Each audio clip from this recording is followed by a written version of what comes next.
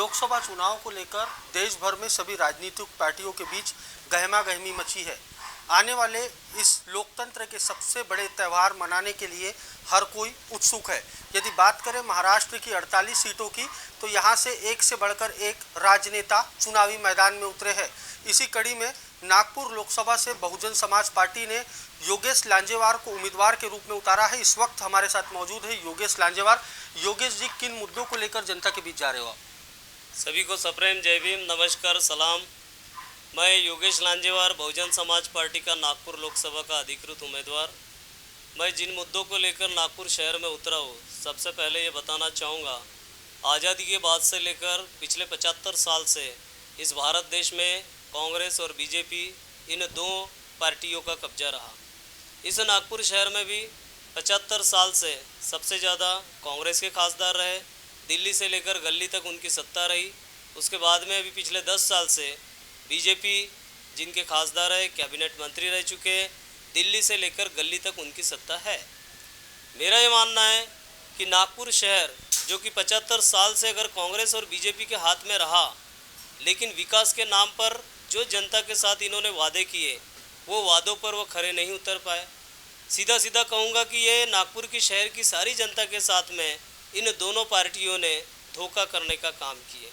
विकास की बात करने वाले नितिन गडकरी जी, जो कि अभी खासदार है, उन्होंने विकास का नाम लेकर क्या किया, तो यहाँ पर विकास के नाम पर 4 लेन रोड बना दिए, फ्लाईओवर बना दिए, मेट्रो चला दी, और वो कह रहे कि ये हो गया शहर का विकास।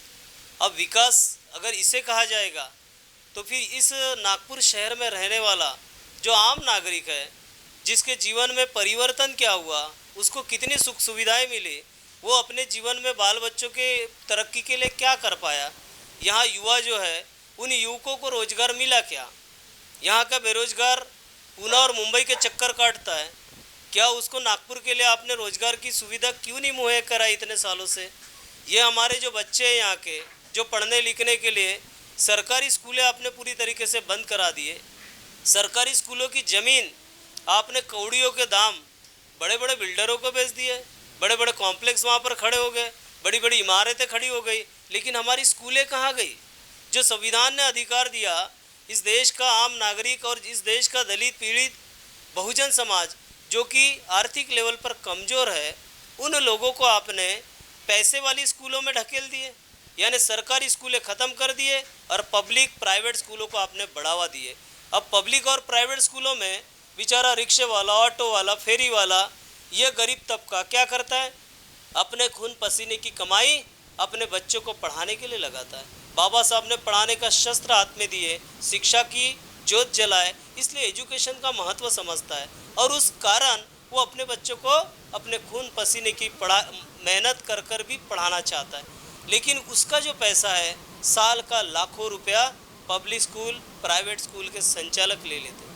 अब ये पब्लिक स्कूल और प्राइवेट स्कूल किसकी है, तो ये भी हमारे कांग्रेस और बीजेपी के सारे नेताओं की है, उनकी पार्टनरशिप इसमें है। यानी हमारे आम नागरिक का मेहनत का पैसा आप लोगों के जेब में सीधा सीधा जा रहा है, ये मेरा आरोप है।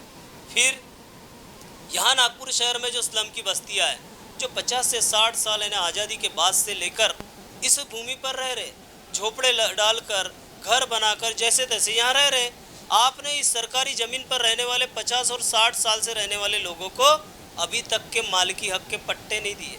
अभी तक के भी अगर वो अपना घर बनाना चाहे, मकान बनाना चाहे, पक्का मकान बनाना चाहे, अगर बैंक में जाता है तो बैंक उसको पूछती है कि ज़मीन तेरे नाम से है क्या। अगर ज़मीन तेरे नाम से नहीं है तो बैंक पैसा नहीं देती है, होम लोन नहीं सैंक्शन कराती है। तो आपने 60 साल से 70 साल से इस नागपुर शहर में रहने वाले गरीब और स्लम बस्ती के लोगों को पट्टे वाटप नहीं किए। तो आप बताइए, इस नागरिक के, आम नागरिक के जीवन में कोई परिवर्तन ही नहीं आया, तो आपने विकास किसका किया। बिल्कुल आम जनता की दरकार होती है लांजेवार जी, रोटी, कपड़ा और मकान और बुनियादी सुविधाएं। अब ऐसे में इन सब सुविधाओं को जनता तक पहुंचाने के लिए क्या कदम उठाए जाएंगे बहुजन समाज पार्टी की ओर से? अभी जिस तरीके से आपने बात की, तो ये बात हुई शिक्षा और रोजगार को लेकर, स्वास्थ्य को लेकर क्या सोचते हो आप? देखिए, शिक्षा को लेकर तो मैं पहली बात ये कहना चाहूँगा कि जो सरकारी स्कूलें हैं, क्योंकि बाकी के सारे भारत को छोड़कर दूसरी कंट्रियों में जहाँ पर भी जाओगे सरकारी स्कूलों को प्राधान्य मिलता है। सरकारी स्कूलों में लोगों की एडमिशन के लिए भीड़ लगती है। हमारा भारत देश ऐसा है जहाँ प्राइवेट स्कूलों में लाइन लगती है और सरकारी स्कूलों में कोई बच्चे को डालना नहीं चाहता है। तो आपने सरकारी स्कूलों का स्तर जिस तरीके से पूरी तरीके से गिरा दिए, हम चाहते कि इन सरकारी स्कूलों को नागपुर शहर की जो इसके पहले सरकारी स्कूलों से पढ़कर ही हमारे यहाँ पर IAS IPS अधिकारी बने, कलेक्टर कमिश्नर बने, तो सरकारी स्कूलों की पढ़ाई पर कोई सवाल नहीं है। आपने उसमें जिस तरीके की सुविधाएं देनी चाहिए थी समय के अनुसार, वो सुविधाएं देने में नाकाम रहे और वो सरकारी स्कूलों का दर्जा इतना निचले दर्जे तक के आपने घसरा दिए, इतने निचले दर्जे तक के वो स्कूल का दर्जा हो गया कि कोई भी अपने बच्चों को पढ़ाना नहीं चाहता है। हम चाहते कि सरकारी स्कूलों का रीइनोवेशन हो, सरकारी स्कूलें अच्छी बने, हाई टेक्नोलॉजी की बने। जो प्राइवेट स्कूलें सुविधाएं देती है उससे ज़्यादा सुविधाएं सरकारी स्कूलों में मिले, वहाँ का पढ़ाने का स्टाफ सही तरीका का ट्रेंड हो, ऐसी चीज़ें हम देना चाहेंगे। साथ ही साथ यहाँ पर जो बेरोजगारी है, जो युवा पढ़ लिख कर इंजीनियर अच्छे अच्छे डिग्रियाँ लेकर यूनिवर्सिटी से तो बाहर निकल जाते हैं, लेकिन यूनिवर्सिटी से निकलने के बाद में डिग्री लेकर वो घूमता है, उसको हाथ में काम नहीं है। नागपुर शहर में उसके लिए रोजगार का कोई प्रबंध आपने नहीं किए, कोई प्लान आपके पास में नहीं है कि यहाँ का नागपुर शहर का जो युवा है उसे क्या रोजगार की संधि उपलब्ध होनी चाहिए। आपने मिहान का लालच दिखाया, कितने लोग मिहान के इसमें आपको रोजगार दे पाए। आप उस मिहान में आज जाकर देखो, पूरी तरीके से रेगिस्तान बना दिख रहा है। आप उस मिहान का सही तरीके से विकास नहीं कर पाए। हम चाहते कि इस नागपुर शहर के युवा को नागपुर शहर में रोजगार मिले, इसके लिए बड़ी बड़ी कंपनियां, बड़े बड़े सरकारी प्रोजेक्ट यहाँ पर आए और नागपुर शहर जो कि महाराष्ट्र की उपराजधानी है, वो नागपुर शहर में ही नागपुर के और विदर्भ के युवाओं को रोजगार मिले, ये हमारा प्रण रहेगा। उसके बाद तो ये जो स्लम में रहने वाले हमारे यहाँ पर जो बड़ी बड़ी स्लम की बस्तियाँ नागपुर शहर में, जहाँ पर यहाँ का बहुजन समाज रहता है, दलित समाज रहता है, मुस्लिम समाज रहता है, इन स्लम में रहने वाले बस्ती के लोगों को एक तरीके से पट्टे का वाटप होना चाहिए, उसका घर बने इसके लिए सुविधा होनी चाहिए। अभी महाराष्ट्र की एक रमाई आवास योजना चलती है जो नवबौद्ध और शेड्यूल कास्ट के लिए होती है, लेकिन उसमें मात्र 2.25 लाख और 2.5 लाख का सरकारी फंड मिलता है। आज की हालत में बताइए, महंगाई इतनी बढ़ गई है, इस महंगाई में 2.25 लाख और 2.5 लाख में किसी का मकान बन सकता है? एक छोटा सा कमरा भी नहीं बन पाएगा। इतने छोटे से व्यवस्था में आप किसी को घर बनाकर दे रहे हो और वादा कर रहे हो कि हमने पक्के मकान बना दिए, हमने इतने इतने लोगों के पक्के मकान बनाए। ये झूठा वादा है। हम चाहते कि सरकारी फंड इतना हो, कम से कम 10-15 लाख उसको मिले, जिसके कारण उसका एक मकान अच्छे तरीके से बन सके। मैं और एक बात कहना चाहूँगा कि अभी ये जो यहाँ पर नागपुर शहर में सारा प्राइवेटाइजेशन कर दिए, आपने पानी जो नागपुर महानगर पालिका के टैक्स में लग कर आता था, पानी का बिल, वो नाम मात्र हुआ करता था। नागपुर शहर के इर्द गिर्द में आसपास में कई तालाब और बड़ी बड़ी नदियाँ बहती है, तो पानी तो मुबलक प्रमाण में है, लेकिन फिर भी नागपुर की जनता को पानी खरीदना पड़ता है, और वो भी कितने दाम में? तो पुणे और मुंबई से भी ज़्यादा महंगा नागपुर का पानी है। जो OCW इन्होंने प्राइवेट कंपनी को यहाँ पर लाया है, उस OCW के कंपनी के बिल आपको नागपुर ये इतना ज़्यादा है कि पुणे और मुंबई वालों का बिल इससे हमारे से कम आता है। तो नागपुर शहर की जनता को आपने महंगाई में ढकेल दिए, पानी को आपने प्राइवेटाइजेशन में डाल दिए। क्या पता आपका कौन सा उसके साथ में साठगांठ है, इस कंपनी के साथ में आपकी क्या पार्टनरशिप है। यहाँ पर जितने भी प्रोजेक्ट चलते हैं, इलेक्ट्रिक का जो है MSCB हुआ करती थी, वो भी आपने प्राइवेट में दे दिए। यानी सारी चीज़ें आपने प्राइवेट में देकर प्राइवेट कॉन्ट्रैक्टर का जेब भरने का काम कर रहे, और यहाँ का नागपुर शहर का आम नागरिक महंगाई की मार झेल रहा है। तो ये महंगाई की मार इसलिए झेल रहा है क्योंकि आप लोगों ने इन धन्ना सेठों को फ़ायदा पहुँचाने के लिए अपने सरकारी वहाँ जाकर आपने खासदार बनकर इनके लिए सारी सुविधाएं किए, ना कि नागपुर शहर की आम जनता के लिए। हम चाहेंगे अगर नागपुर की जनता ने हम पर विश्वास जताया तो हम इन सारे प्राइवेटाइजेशन को ख़त्म कर देंगे, और पानी, बिजली, ये सारी चीज़ें आम नागरिक को एकदम से कम दाम में मिले, इसका हम प्रयास करेंगे, जिससे उसके ऊपर आर्थिक बोझ ना पड़े। बिल्कुल लांजेवार जी, जिस तरीके से उत्तर नागपुर में बसपा सुप्रीमो की एक बड़ी सभा हुई है, क्या लगता है कितना असर इस जो चुनाव होगा इसमें मतदान के दिन देखने को मिलेगा? वही उत्तर नागपुर की बात करें तो उत्तर नागपुर में कांग्रेस के विधायक हैं नितिन राउत, क्या लगता है जनता किसका साथ देंगे? देखिए, मैं आपको बता दूं कि सबसे पहले अभी ये जहाँ पर 11 अप्रैल को द आयरन लेडी बहन कुमारी मायावती जी बहुजन समाज पार्टी के राष्ट्रीय अध्यक्षा, उनका यहाँ पर रैली हुआ। उत्तर नागपुर के बेजनबाग ग्राउंड में वो एक चुनावी रैली को उन्होंने संबोधित किया।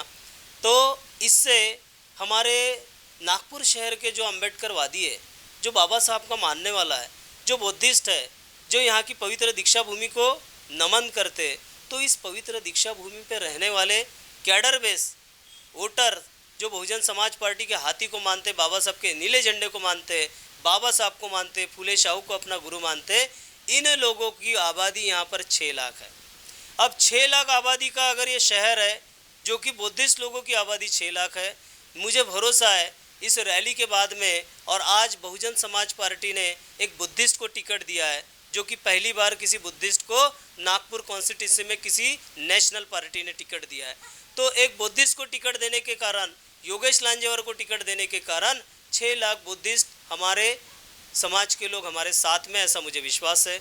ये 6 लाख बुद्धिस्ट अगर हमारे साथ में आ जाते हैं तो बाकी की शेड्यूल कास्ट की जो छोटी जातियाँ है, आदिवासी जातियाँ है, ओबीसी का कुछ तबका है, और मुस्लिम समाज के, सिख समाज के और क्रिश्चियन समाज के, ये नागपुर शहर के ये सारे लोग राह देख रहे हैं कि बुद्धिस्ट अगर इकट्ठा आ जाता है तो हम लोग इन्हीं के साथ में हो लेंगे, क्योंकि कांग्रेस बीजेपी से इतने सालों से वो त्रस्त हो चुके हैं। तो मुझे विश्वास है कि बुद्धिस्ट साथ में है और बाकी बहुजन समाज साथ में आएगा।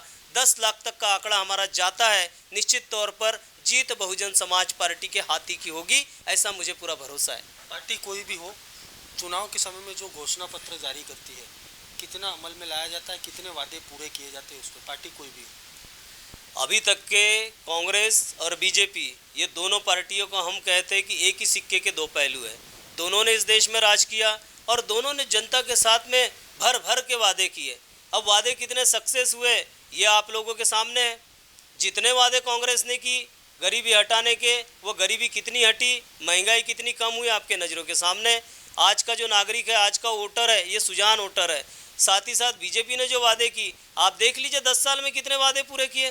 तो मैं जानता हूँ, मैं मानता हूँ कि ये दोनों पार्टियों ने इस देश की, इस नागपुर शहर की जनता के साथ में उनका वोट लेने का काम किया, मात्र वादा किए। लेकिन हम लोग कोई वादा करने वालों में से नहीं है। बहुजन समाज पार्टी एक कैडर बेस पार्टी है, और बहुजन समाज पार्टी की आयरन लेडी नेता जो है हमारी राष्ट्रीय नेता, उनका कहना है कि हम वादा करने पे नहीं, काम करने पे भरोसा रखते। हम किसी के साथ वादा नहीं करते। आप हमें मौका दीजिए, हम काम कर कर दिखाएंगे। और काम करने का उदाहरण अगर आपको देखना है तो उत्तर प्रदेश में आप 4 बार जब मुख्यमंत्री बहन जी बनी, आप देख लीजिए जनता में क्या काम हुए, उसका इतिहास आपको गवाह देगा। इसलिए हम काम पर भरोसा करने वाले, हम खोखले वादे करने वालों में से नहीं है। योगेश लांजेवार का साफ तौर पर कहना है कि जो जनता के बीच में जाएगा और जनता के जो जनहित से जुड़े जो मुद्दे हैं, जो उसे हल करेगा, उन्हीं की यहाँ पर जीत होंगी। वीडियो जर्नलिस्ट राजेश जंगीटवार के साथ पारस बैसवारे, महान्यूज़ 7 Nagpur. All problems, one solution under the guidance of Dr. Sachin Jipkati. Central India's largest reliable multi-speciality hospital coming soon.